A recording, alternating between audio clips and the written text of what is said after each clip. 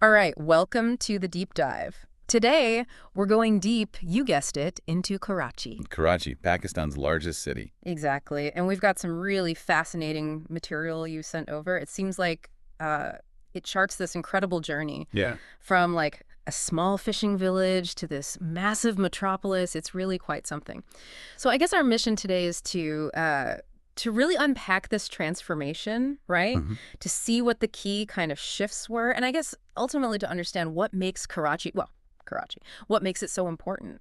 Yeah, and I think the sources do a really good job of, providing that historical overview, right? We can hmm really see how its location and these historical events really shaped, this unique identity it has. Okay, so let's start at the very beginning then. We're talking the 1700s, Okay.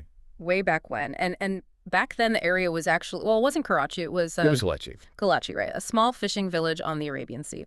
So, I mean, just picture that for a second, like a really modest settlement, where fishing was everything. Yeah, exactly. I mean, but even then, that coastal location already had some importance, I think, Right. for trade, right?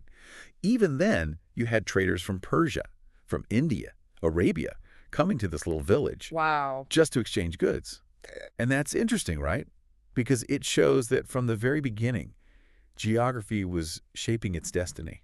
So it already had that kind of, I don't know, global outlook even back then. Absolutely. I mean, Right. just by being on that coast, it was connected Right. to these broader networks. Okay, so then things really start to change though in 1839 hmm with the arrival of the British. Big turning point. Yeah. Huge turning point. And it's the British East India Company, right? Yeah. That really sees the potential of this harbor. Right. And I guess that's when it really starts to become a proper port city. Yeah. It's not just a local fishing village anymore. It's Right. this hub, right, Right.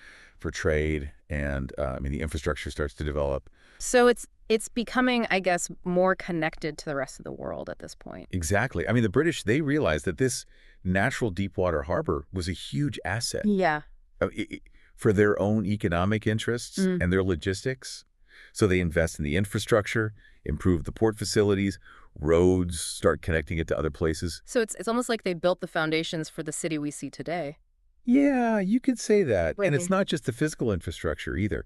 It's this change in the economic role of the city, right?